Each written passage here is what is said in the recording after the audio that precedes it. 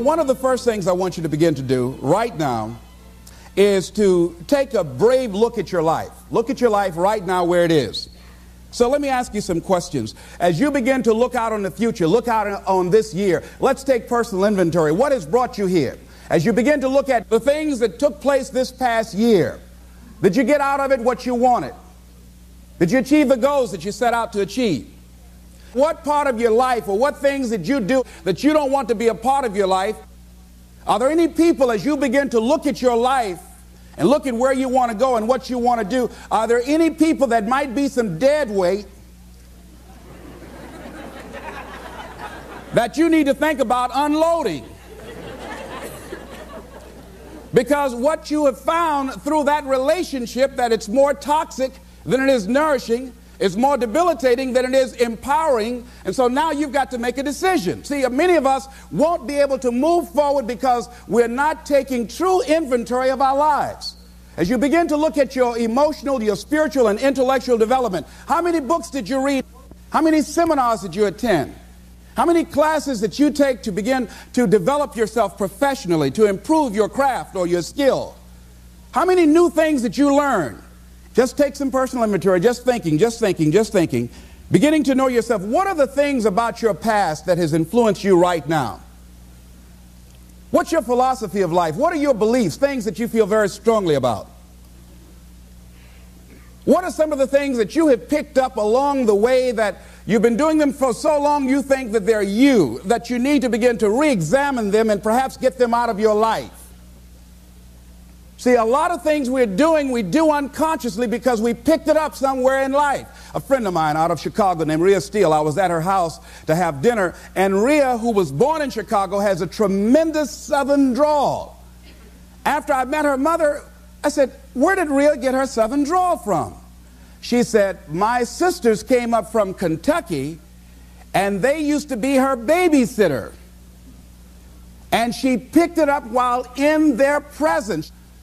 And Rhea still has that drawl. What is it that you've picked up somewhere in life that might be a liability to you? What fear, what beliefs that you're holding on to tenaciously that's no longer allowing your life to work? That's not enabling you to produce the results that you want to produce in your life. And you're still clinging to them. See, as we go into a new world, there's some old behaviors that just won't fit. What are the events? What are the circumstances? What are the people that have shaped you? Just thinking. What are the things that you need to let go? Some things that have cost you pain, that's stifling your growth and development.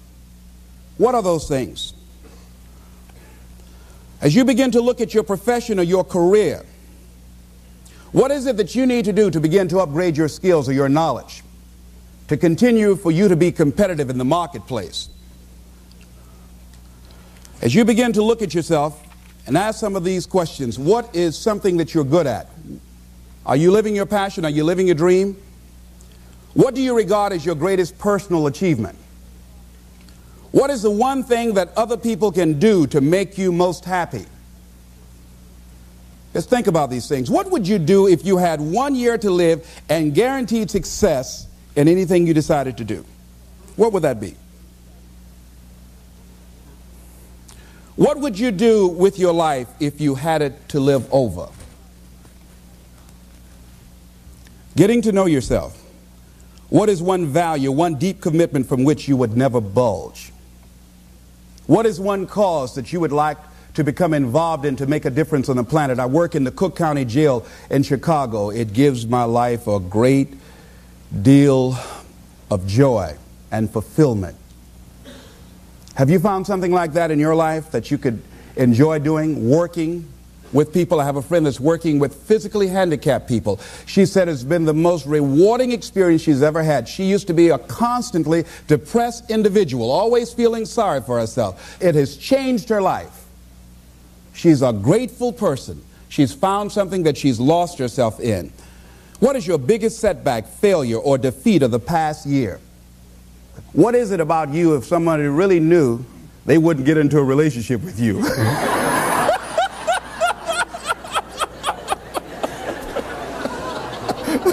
Now don't go tell it.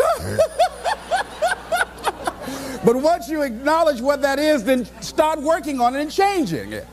Change that. It's easy to blame the other person, but start taking ownership for where you are. Are you proud of how you have been living your life? Have you explored your natural talents, your gifts, by enthusiastically trying a variety of activities?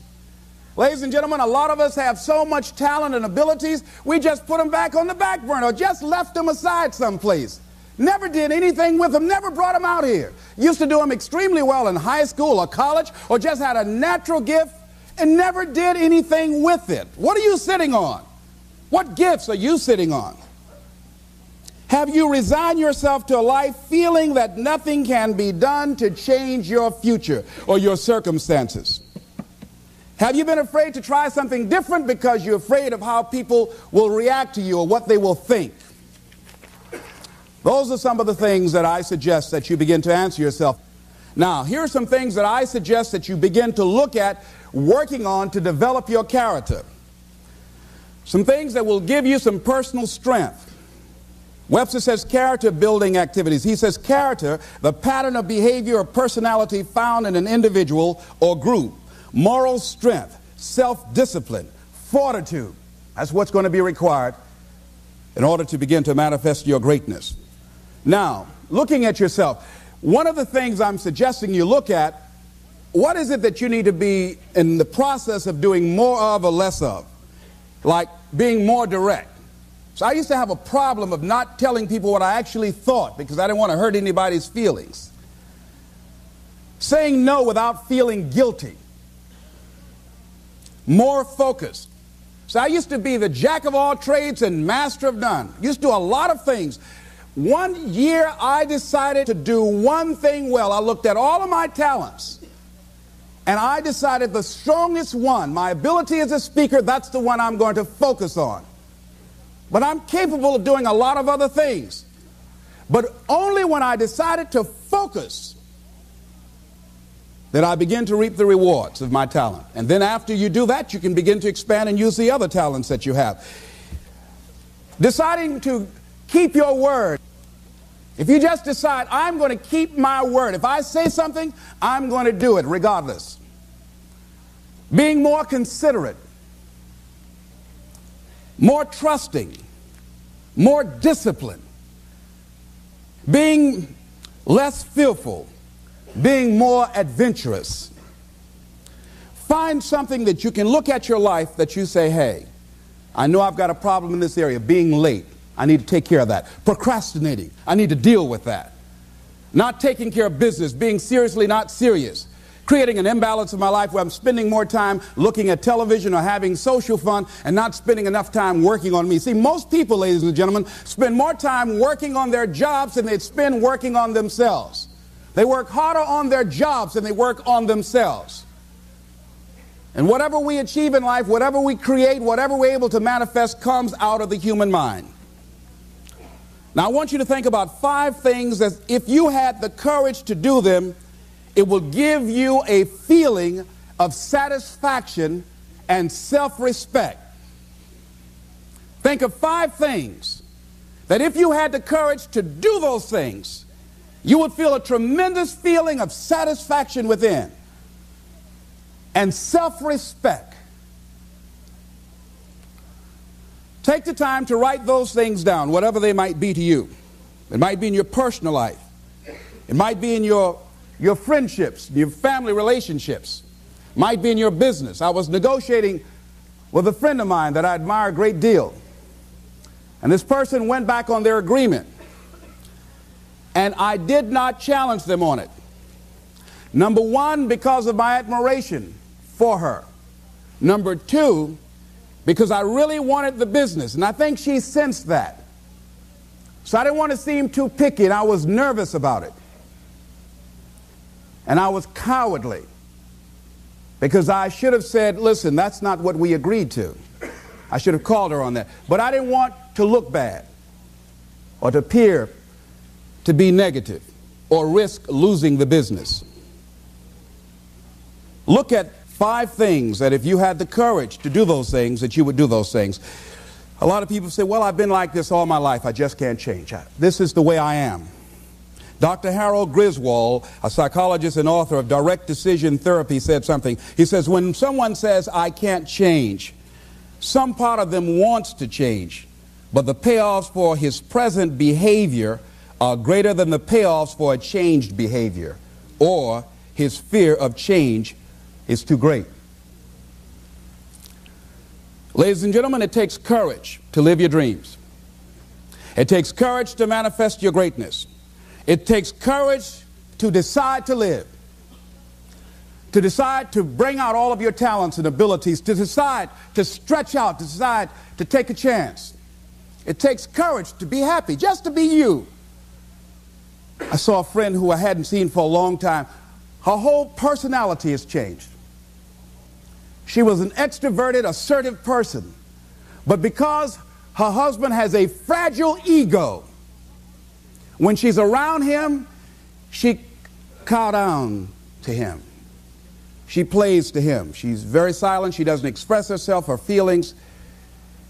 And there are many things she wants to do, but before she even makes a decision of what she wants to do, she checks. How will he handle this? How will he see this? Will this be disruptive in our relationship?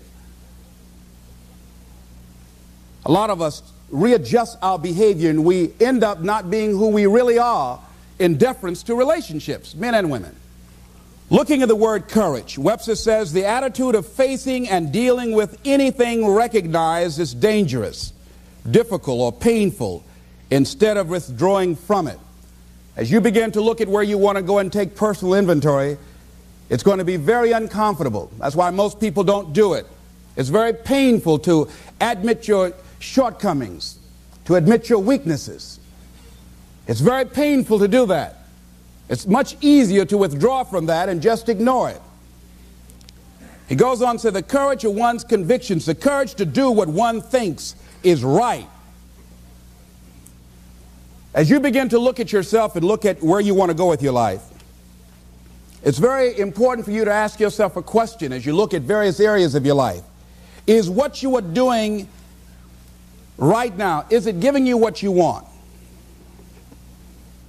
If it's not giving you what you want, it's going to take courage to decide to do something differently. It takes courage to enjoy yourself. What are some of the self-defeating behaviors that we become involved in that prevent most people from enjoying themselves? Some people develop the "what's the use" attitude. Why bother? Some people have the "I really don't care." And they convince themselves that they don't care and they don't feel anything. And after a while, they really don't feel anything. Their lives are empty. Some people say, well, it's really not worth the hassle. Just too hard. It doesn't bother me anymore. The fact that I'm not living out my dream. The fact that I'm capable of doing more and I'm not doing it. The fact that I'm content but I'm not fulfilled. The fact that I'm not living my dream.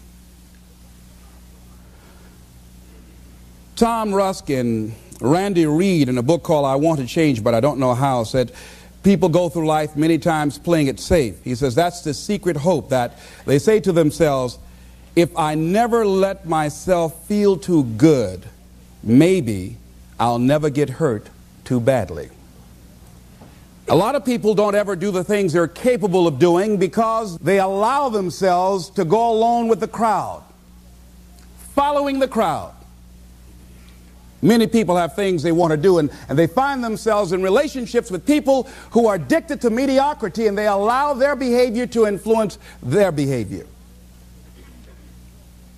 Following the crowd. Many people don't do it because of the fact that they allow their lack of self-confidence to immobilize them. I remember when I wanted to go into business for years, that was an agonizing thought in my mind. I wouldn't try it, because I didn't believe that I could make it. Of the 5 things that you would like to do if you had the courage to do, I want you to pick one thing. Pick one. And here's how to set it up for yourself that will help free you and get you unstuck. What is the worst thing that can happen if you do it? What's the worst thing that can happen? Let's say going into business for yourself, or changing careers, or getting a divorce. taking some kind of chance of something that you've always thought about doing, but you just haven't done it for whatever reason. What's the worst thing that can happen? Do the worst case scenario. Now, when you do the worst case scenario, you write those things down, the worst things that you fear would happen. When you name your fears, that puts you in control. What are you afraid of? Name it, write it out so you can look at it. Confront that fear. What is it? I'm afraid that things might work out. What else, Les? Well, I've never been in business, okay? What else, Les? Well, I don't have all the help I need. Okay, good. What else, Les? Well, I don't have enough money. All right, good. What else, Les? Well, I don't have a college degree. What else? I'm not as good as those other guys that I've seen up there speaking. Okay, what else? Well, that's all I can think of right now. Okay, good. Now that takes you to the next step. What are the benefits? What are the benefits of your acting courageously, taking life on? Well, part of what happened was that I felt better within myself, and I had a strong sense of self-respect. Going into business for myself, I made a lot of mistakes. Sometimes I was down on myself. I felt stupid. I felt dumb because people who were in business said, why would you do something like that? Well, I didn't know. Boy, were you really dumb. And I used to chime in with them. Yes, I guess I was. I didn't know any better.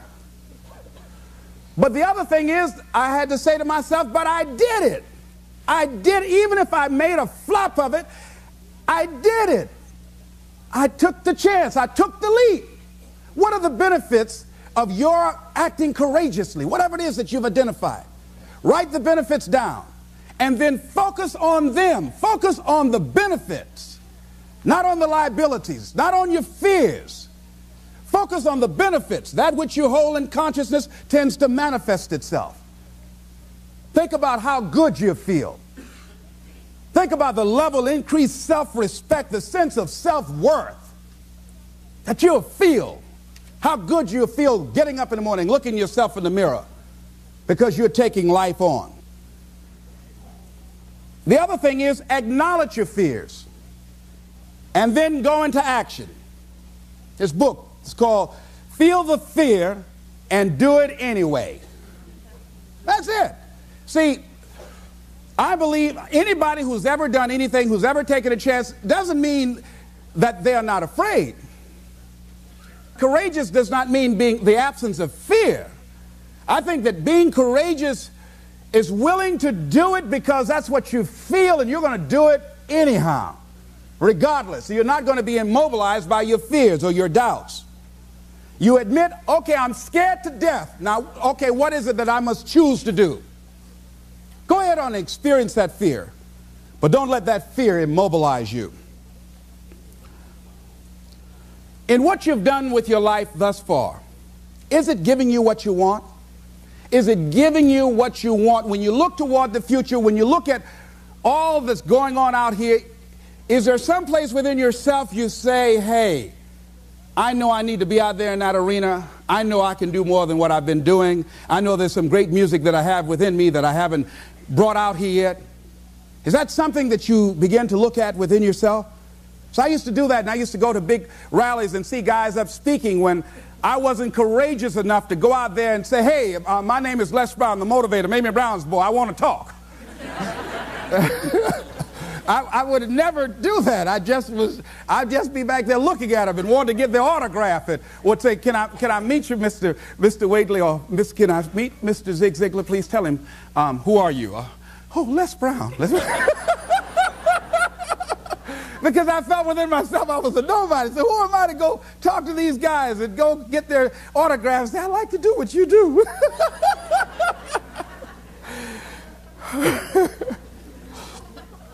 See, I say if you look at your life, and if you're not getting what you want, you owe it to yourself to do something differently.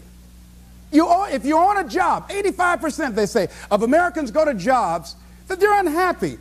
If you're doing something 8 hours a day that you don't like, it's not giving you what you want, it's not giving you a strong feeling of satisfaction and fulfillment, you're miserable, you hate to go there, you're depressed just thinking about it, you sing the "Thank God It's Friday" song every week. It's giving you headaches just thinking about it on Sunday afternoon after the football game goes off. If that's what it is, you owe it to yourself to start strategically working to change directions. See, but you know what most people will do? Most people will resist change. Most people will fight change as if change would be worse than what they're experiencing. See, they know this. They're familiar with this. Most people will not challenge the unknown. They won't just step out there. See, there's certain things that's got to be in place. They got to see it all together. And life isn't like that. That's not how you grow. So as you look at your life, you're saying, I'm not getting what I want. As you begin to look toward the future, begin to know that whatever it takes for you to create that, you've got that in you. You've got that. You've got genius in you. You've got goodness in you. You've got creativeness in you. If you decide to take the initiative to change the current quality of your life, I say to you that you will find that the universe is on your side, that life is on your side. Now, will it be turbulent? Yes. Will it be easy? No, no. Will you have some opposition? Yes. Will I make a lot of mistakes? Yes. Will I get hurt? Yes. Yes. See, a lot of people won't try anything different in life because they don't want to get hurt. Let me tell you something. It's too much pain to duck. Pain is everywhere. You can hide under here. It will come where you are. Really, if I go back here, pain will come. Hey, Les, come on out. It will come. It's everywhere. Viktor Frankl calls it unavoidable suffering. You can't duck it. But most people spend their life not wanting to deal with the pain of rejection, the pain of defeat, the pain of being disappointed, the pain of losing, the pain of failure, the pain of being criticized, the pain of not being liked, the pain. That's called life. Life is full of pain. It's everywhere. But guess what? There's no gain without pain. Now, if you're going to hurt anyhow, get some yardage out of it.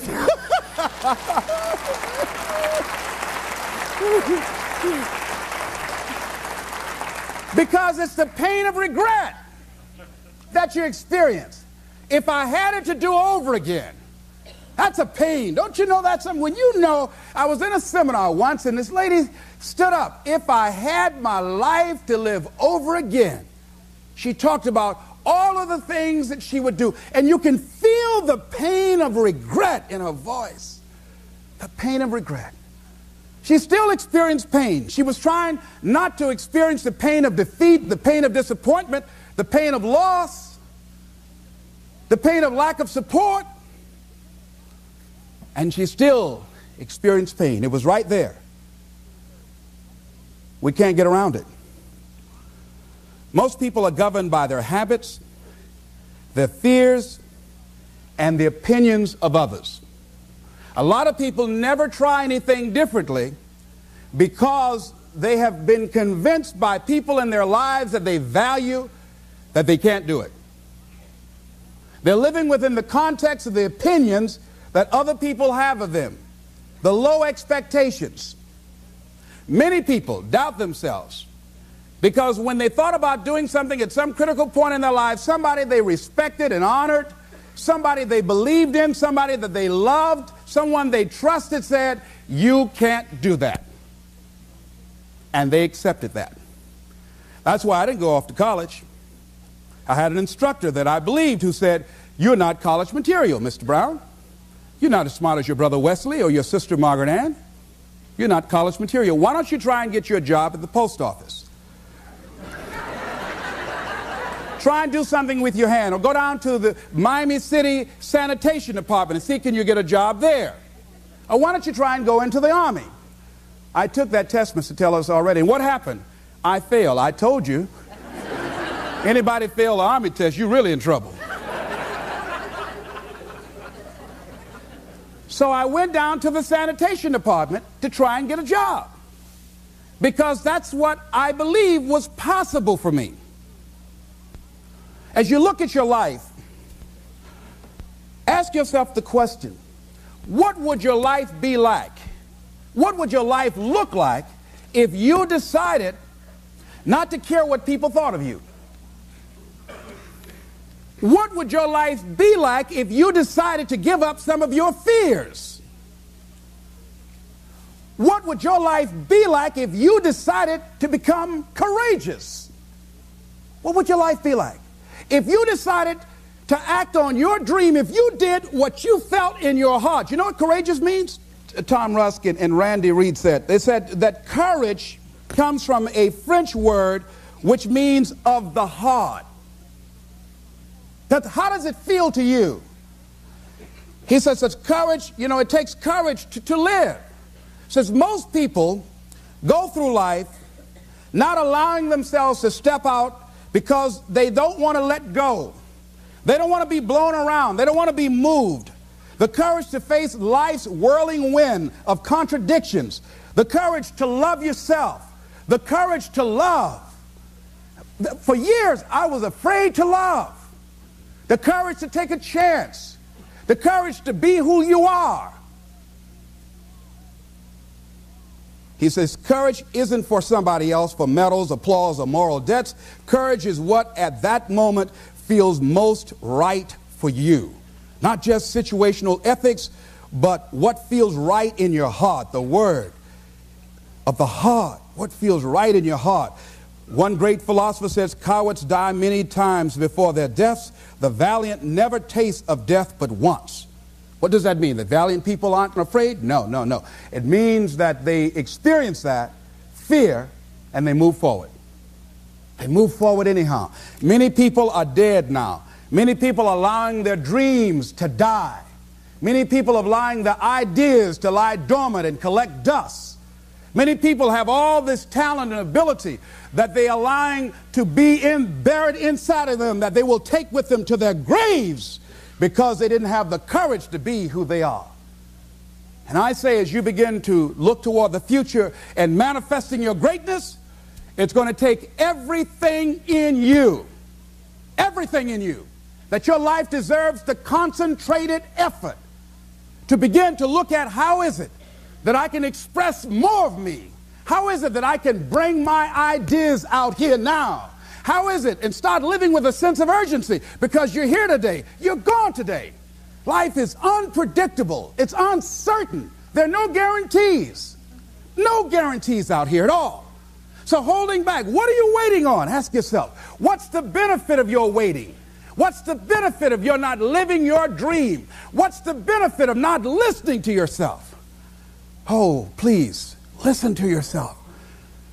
You know the feelings. If you start listening to the feelings in your heart, and I'm doing it now more every day, I find that my feelings, I can trust them. And I say to you that as you look toward the future, you look at life on a daily basis, if there's something that you have been given, if you've heard something within yourself that you know that what you're doing now doesn't fit for you, it doesn't work for you, it's not giving you what you want, and there's something else that you want to do, don't allow that inner doubt in you to talk you out of it, to build a case on why you can't have it, to tell you why you're not good enough. You ignore that inner voice and all of the external voices. Don't judge the possibilities for what you can do based upon the circumstances, because the circumstances won't determine who you are. Don't determine what you're able to do based upon your resources. Don't determine what's possible for you based upon where your life is right now. Where your life is right now is not you. That's just what it is right now. But the possibilities for you are unlimited. If you're in a rebuilding process, it's unlimited. If you're coming back from adversity and devastation, it's unlimited of what you can do. That's the capacity of human beings. It doesn't matter how many mistakes you've made. It doesn't matter how many flops you've had. It doesn't matter how much money you've lost. In fact, I see it only as an investment of what you learn from life, not losses, but investments of what's possible for you. And I say to you that once you start listening to yourself, and as you begin to act on your dream, as you start just trying to find your way, doing what you can with what you have, you will start seeing things opening up for you. You'll start attracting people. You say, where'd they come from? Things will start coming together, clicking for you. You say, whoa. You start brainstorming. Ideas will come out of nowhere as you focus on it. The key to it is to begin to focus on what it is you want to do. Why, Les? Why is that important? Because as you focus on that which you want to do, that which we focus on, that which we give our energy to, it will begin to multiply. It will begin to expand. It will begin to develop your consciousness. And out of that comes your greatness. Out of that comes a commitment. Out of that comes a passion for life. Out of that comes a special power that you have in you that you haven't even called on yet. See, the powers that we have will never reveal themselves if we don't challenge them, if we don't put ourselves in a position where we have to use them. So one of the most important things is reading a book that's a really interesting book called Instant Millionaire, and the guy said, put yourself in a position where you can't retreat, where it's do or die, sink or swim. Here's what you'll find out.